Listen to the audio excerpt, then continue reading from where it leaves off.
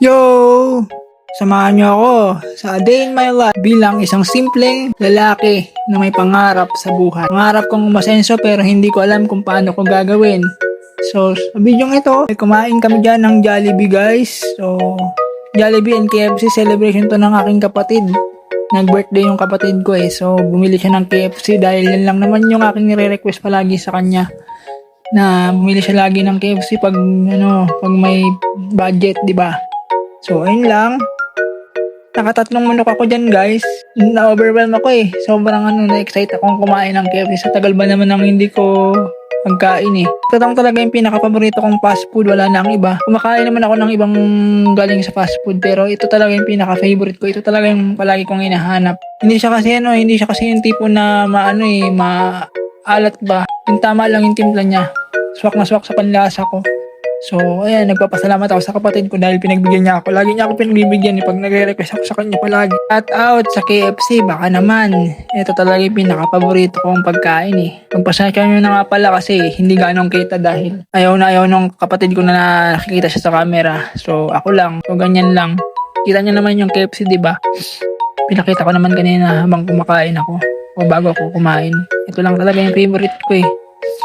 Mahaba na ng buko dyan. Ngayon lang ako nagpagupit. Habang nandito pa yung pinsan ko, nagpagupit na ako. So, ayun, may pagkakataong nagpagupit ako. Pero dito sa video ko, tumaba pa yung buhok ko eh. Hindi pa ako nakapagpagupit dito dahil yun nga, mahirap magpagupit pag walang tao, pag wala kang kasama.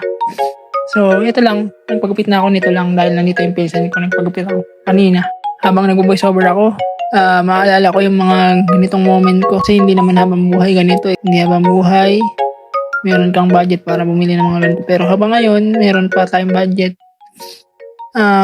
Titikwin tayo ng mga ganitong pagkain. Paminsan-minsan lang naman eh. Pag may celebration lang, hindi naman araw-araw. Mahirap naman kung araw-araw kung magpakain ng mga ganito eh. Kailangan paminsan-minsan lang din para yun, hindi ka magkasakit. Sayang lang at hindi ko ma-experience kung paano nga ba ang mahalin ng dama. Kung paano ba ang tanggapin. Kasi lahat na lang ng subukan kong ligawan, lumalayo. Tapos malalaman mo na lang, meron na pala sila. Ay, naku, napakalungkot talaga ng buhay ko. Ito lang yung time na pwede akong mag-relax eh. Mahirap tamarin sa buhay guys. Kailangan magsumikap tayo sa buhay para hindi tayo apakapakan. Kasi ramdam ko yung ganong klaseng pamumuhay eh. Yung wala ka man lang magawa para sa sarili mo. Pero so far, sa pamamagitan nitong pag-vlog natin, kahit pa paano, natuto akong magsalita dito sa harapan. Dati kasi, mahihain talaga ako, hindi ako yung tipong iimik pag hindi mo kinausap. Ganun ako eh. Kaya ngayon, trinatry ko na, pinapractice ko na makipag-communicate, socialize sa mga tao para hindi ako makaramdam ng shyness. Pero na-overwhelm minsan eh.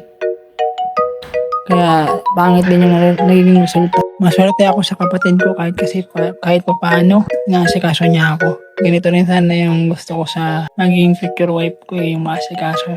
Tapos malambing, tsaka hindi ako ipagpapalit sa iba. Kahit maraming kulang sa akin kaso hindi tayo makachambay. Sila at lalang sila, lalayo at iiwas sa akin. Pero sana makatagpo tayo guys. Kasi malungkot yung mag-isa sa buhay. Wala ka man lang kausap. Malulungkot pa ganun. Simula kasi pagkabata ako, mag-isa na ako eh. Hanggang sa ngayon, mag-isa pa rin ako. Kaya nalulungkot talaga ako na ako lang mag-isa. Wala man lang ako mag-isa para makapag-relax. Makapunta sa kung saan. Ganito lang kasi ako. Actually, kung wala nga ito eh, hindi ko alam kung ano magiging buhay ko ngayon. Siguro malungkot na malungkot. Ang hirap talaga eh. Hindi ko alam. Bakit ganun? Bakit lagi na ako nilalayuan? Ano bang mali sa akin? Siguro nga nagkamali ako ng akala. Akala ko iba siya sa lahat. Yung pala. Pareho lang pala sila. Laging iiwas. Laging lalayo. Gusto magseryoso ka na sa buhay. Ay, di bale. Mananalangin ulit ako sa Panginoon.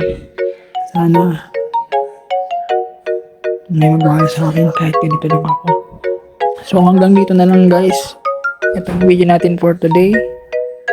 Maraming salamat sa suporta. Like, mag-subscribe na rin kayo. Tapos, yun.